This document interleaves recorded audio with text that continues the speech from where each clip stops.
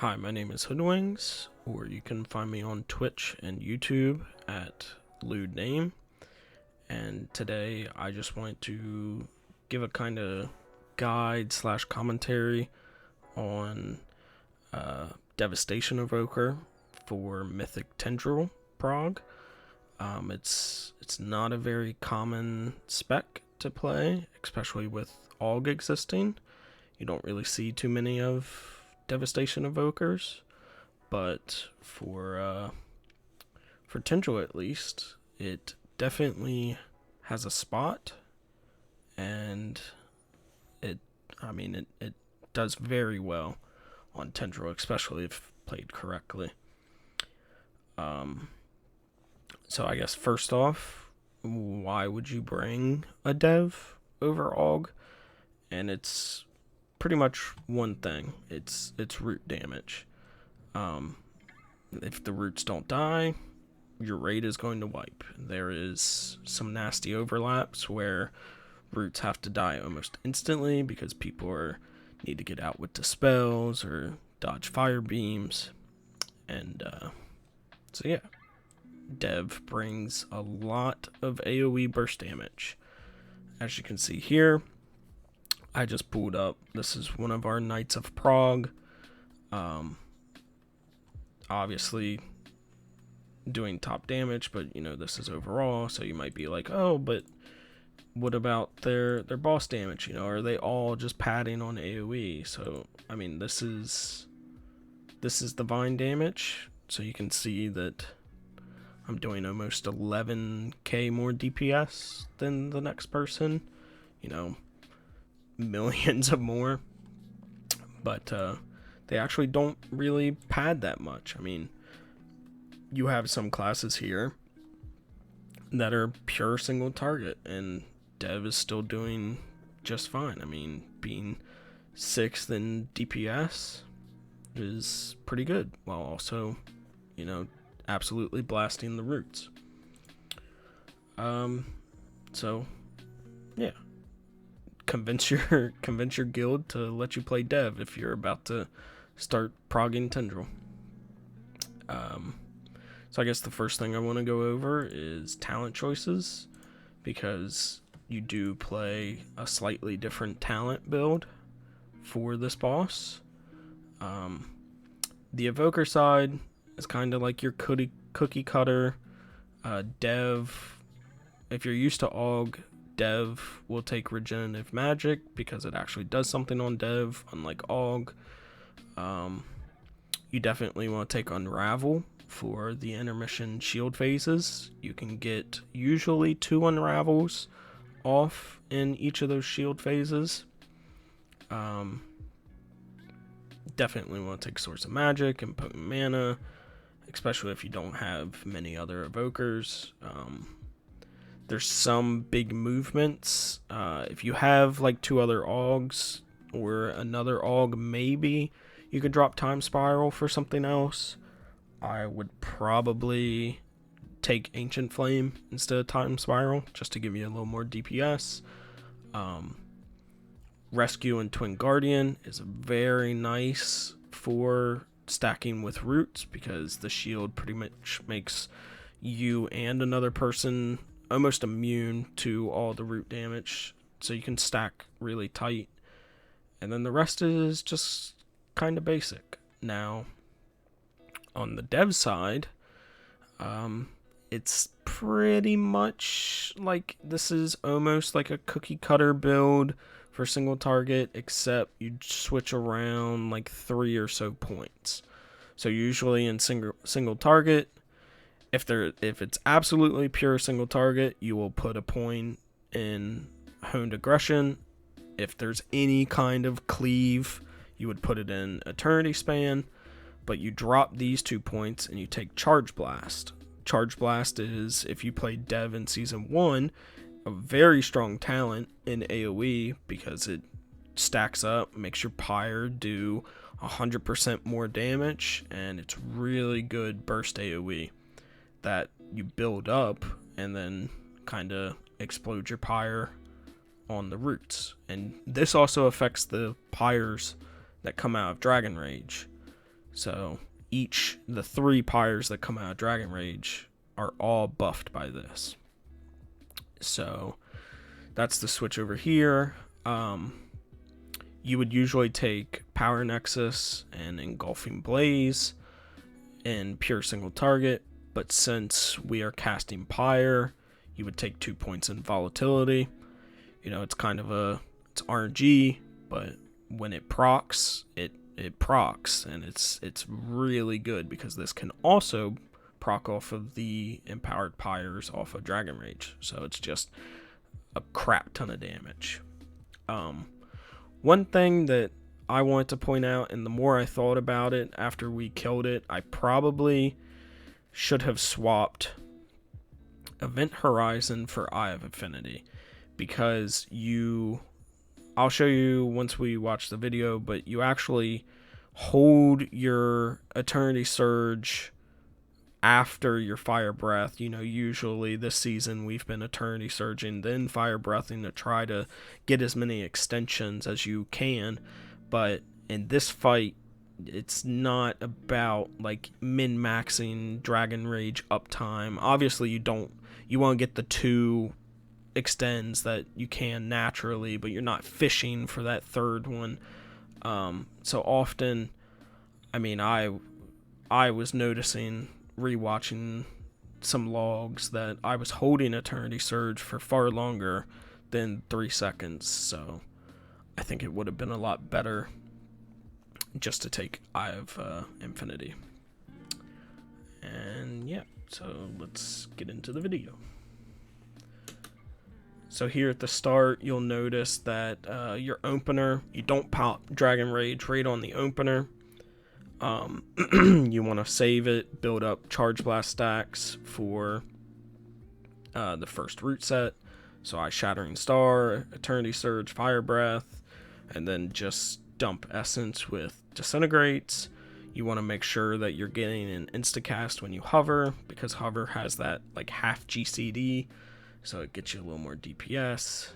You want pre-spread for the Dispels here, and then after the Dispels go out, I get in position and use Nymus, and then here I Zephyr to reduce the damage, and then the sequence you want to do is actually you want to Fire Breath before your Dragon Rage, and then pop Dragon Rage so that way it's buffed with all the Iridescence red. So I Fire Breath, pop Dragon Rage. I usually send out like 1 or 2 extra pyres depending on how fast the roots are dying, and you kind of just feel that out with your raid. You're moving. Now I've been sending that, I tip the scales Fire Breath there just to conserve and have the Iridescence red for this next set. Usually most guilds will, everybody that can immune this root set will immune it. So you want to line up, make sure you're facing all the roots, and have a deep breath this one. So I deep breath over top, and once they're all stacked, pop a couple pyres, use those Iridescence red, get in position, pre-position for the Dispels. So here I rescue a melee just to stack each other on top of each other. And here you want to make sure you're Fire Breathing always. Make sure you have that Iridescence red for the pyres that are going out on the roots. And then here you just try to get as much boss damage as you can. Kind of cheese some out without dying to beams. There you'll notice I drop a Emerald Blossom down just to get a little bit of healing, get some Scarlet Adaptation for the next phase.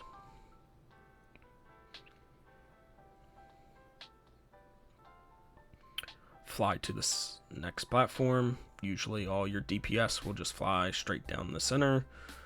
Make sure you're using the free Vigor spell. I can't remember what it's called.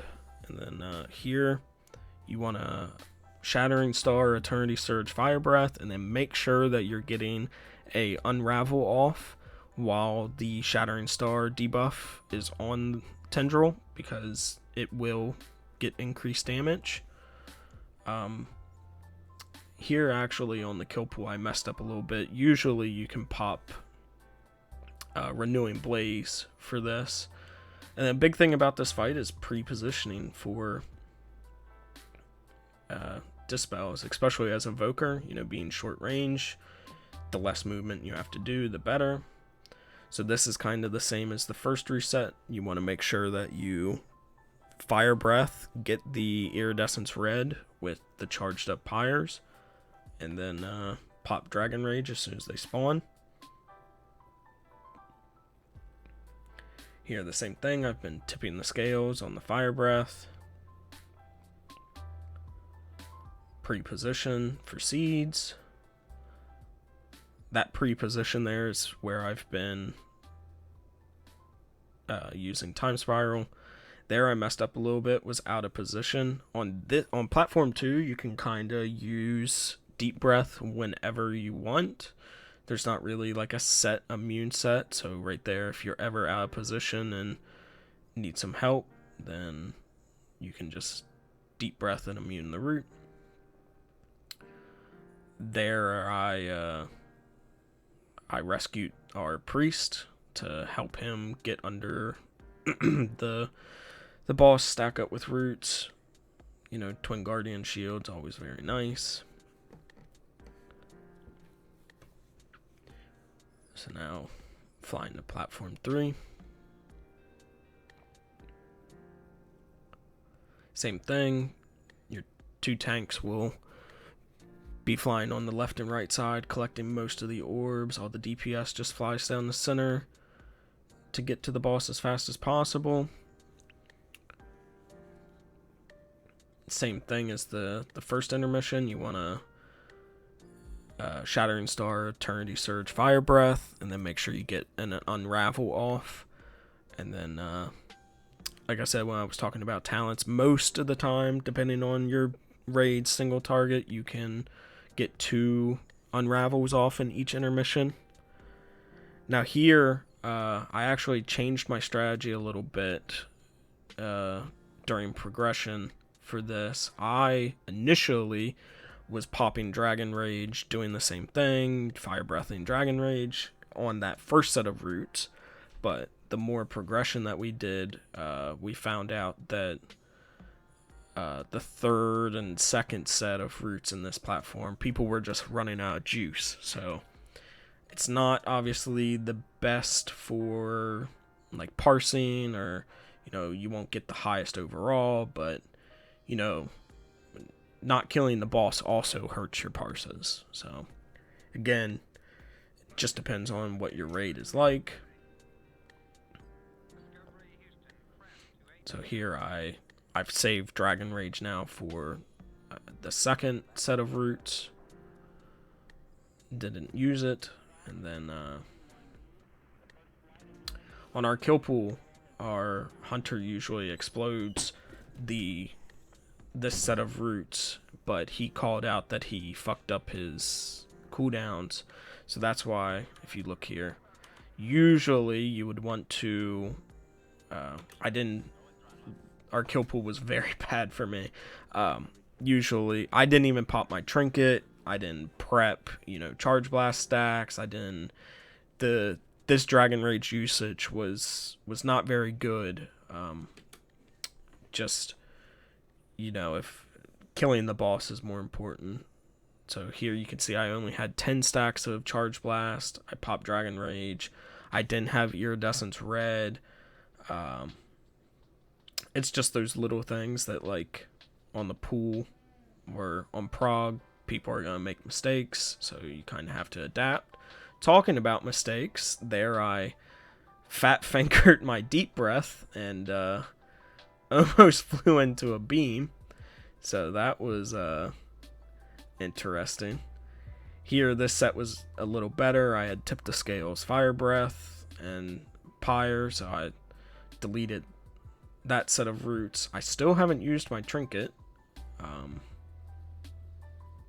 It's just, like I said, it was not a very good pool.